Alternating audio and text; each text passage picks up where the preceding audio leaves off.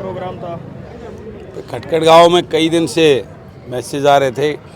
यहाँ भाई राजेश ने, अनुराग ने कई बार बोला कि गांव के लोग कह रहे हैं एक बार कुंडू को बुलाओ, हम भी मिलना चाहते हैं। और आज जिस प्रकार का प्यार बुजुर्गों का, मातृशक्ति और युवाओं का मिला, आज मैं यहाँ आकर अपने आप को गौरवित महसूस कर रहा हूँ। इस बहादुर गांव में, रुचाना के इस बड़े गांव में, और रुचाना की राजनीति के निर्णायक इस गांव के अंदर पहुंचकर मुझे बड़ा खुशी हुई। और कुछ सवाल मेरे मन में थे जो मैंने आज इस गांव के वासियों पर इनके सामने रखे। और जिस प्रकार की रॉयल्टी हमारे उन आदर्श पूर्वजों के नाम पर लेकर ये इतने सालों से ये राजघराने जो इन लोगों के साथ में इमोशनल खिलवाड़ करते आ रहे हैं और राजा बनकर यहाँ राज करते आ रहे हैं, आज इनको जगाने के लिए मैं यहाँ इनके बीच में आया। और वो जो सवाल जिनको इन्होंने चुनकर भेजा, बड़ी बड़ी बातें, इनकी वोट को लूटा भाजपा को जमुना पार भेजने के नाम पर, बुजुर्गों को 5100 पेंशन देने के नाम पर, युवाओं को रोज़गार देने के नाम पर, किसान को पानी और उसका हक देने के नाम पर, जो उसका भावांतर का उसका बोनस बढ़ाने के नाम पर, अनेकों जो है ऐसे वादे जो मैनिफेस्टो तैयार किया था, उसमें एक भी वादा उन्होंने पूरा नहीं किया। सिवाय 3.25 साल हो गए हैं इस प्रदेश को लूटकर। मेरा एक सवाल है कि वो कहते हैं कि हम तो किसान मसीहा चौधरी देवलाल के वंशज और किसानों के हितैषी हैं, तो कृषि मंत्रालय क्यों नहीं लिया जिसे किसान का भला करते? सिंचाई मंत्रालय क्यों नहीं लिया जिसे किसान का पानी सबसे महत्वपूर्ण होता है कृषि के अंदर, उसको सुचारू रूप से देने का काम करते हैं? और विभाग ऐसे क्यों नहीं लिए जिसे किसान का, मजदूर, गरीब का भला करते? उन्होंने मड़ाई वाले महकमे, एक्साइज लिया, रेवेन्यू लिया, टैक्सेशन लिया, और जो है इसका पीडब्ल्यूडी लिया, प्रोक्योरमेंट, फूड एंड सप्लाई लिया, इंडस्ट्री लिया। तो ये सारे महकमे जिसमें, तो ये तो मड़ाई लाल है। ये छोटा देवीलाल जिसको रूप देकर बात कर रहे थे, ये मड़ाई लाल है। हजारों, कई हजार करोड़ रुपए 3.5 साल में इस प्रदेश को लूट कर अपने घर भरे और किसानों को के ऊपर लाठियां बरसवाई। बेरोजगारों का हक आज सीटी के नाम पर, रोज़ पेपर लीक के नाम पर, जो बड़ी बड़ी आंदोलन करते थे, पेपर लीक की बात करते थे, ये करते थे, आज कहाँ हैं वो? कहाँ हैं वो युवराज जो हमारे इन युवाओं को बहकाकर, उनका जो है ना इमोशनल ब्लैकमेलिंग कर कर, उनसे नारे लगवा कर वोट लेकर जो आज राज कर रहे हैं?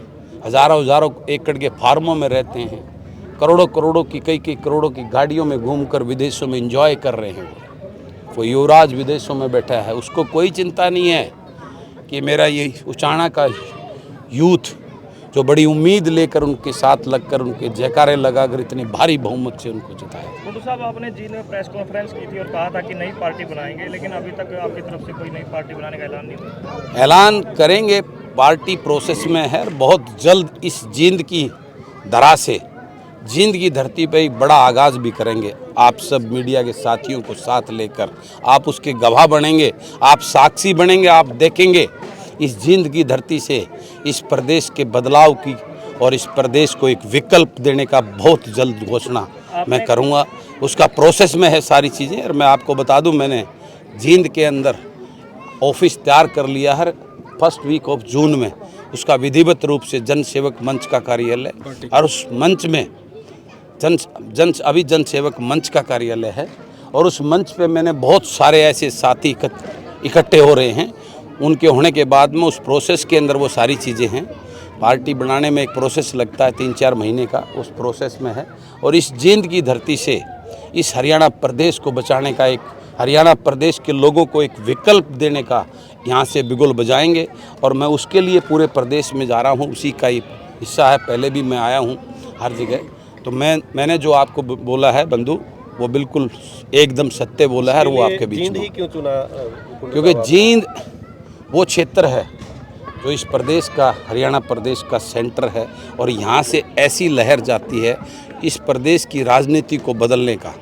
और जिस प्रकार से यहाँ जींद के भोले भाले और बहादुर लोगों को ये बहला फुसला कर इमोशनल ब्लैकमेलिंग चौधरी छोटूराम और देवीलाल के नाम पर वोट बटोर कर तो इन लोगों को जगाने की ज़रूरत है। इनको वो सच्चाई और वो आईना दिखाने के लिए मैंने यहाँ से शुरुआत की है और ये शुरुआत इस प्रदेश के अंदर ऐसी करंट बनकर जो है ना इस प्रदेश को बचाने के लिए आगे आपको देखने को मिले। सर सभी चुन तो लेते हैं जींद को, लेकिन जींद का विकास नहीं हो पाता। 5-5 मंत्री जींद को मिले लेकिन विकास यही बताने में आया हूँ आपके बीच में, यही बताने जींद में आया हूँ कि जींद की सरकार में भागीदारी पिछले 40 साल से लगातार जींद की भागीदारी है और ये कितने भोले लोग हैं फिर बार बार उन्हीं को जिताकर अपना प्रतिनिधि वो अपने ऐश कर रहे हैं राजवाड़े, वो राजाशाही, और इन जींद के भोले लोगों को आकर एक थपकी मारते हैं, ये उसी में खुश हो जाते हैं ना। आज अगर पूरे प्रदेश में सबसे पिछड़ा हुआ कोई जिला मैं मानता हूं तो जींद जिला है,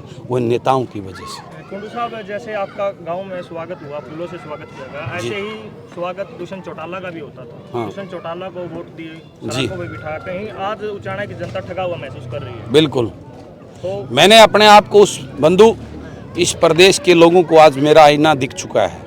मैं भी अगर उसकी सोच रखता होता तो इनके साथ बैठकर हज़ारों करोड़ रुपए कमा चुका होता।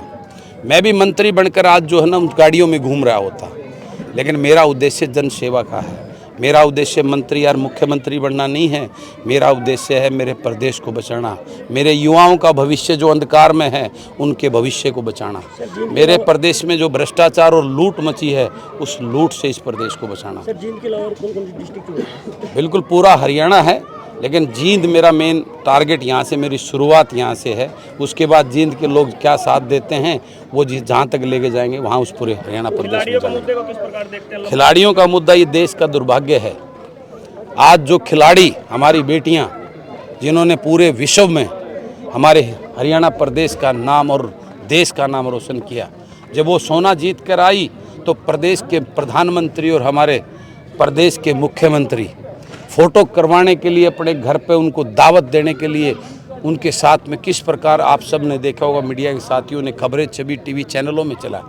और आज वही हमारी बेटियां जो उनके साथ शोषण किया, वो दुष्ट ब्रजभूषण आज वो उसको दूसरे रंग देने की कोशिश कर रहे हैं। उनकी शुद्ध बुद्ध लेने वाला कोई नहीं वहाँ पहुँचा है। इससे बड़ा दुर्भाग्य नहीं हो सकता। इससे इनकी मानसिकता झलकती है कि ये किस प्रकार की बेटी बचाओ बेटी पढ़ाओ की सोच रखते हैं, किस प्रकार से ये नारी सशक्तिकरण की बातें करते हैं। उस सोच का पता चलता है, इनकी मानसिकता का पता लगता है।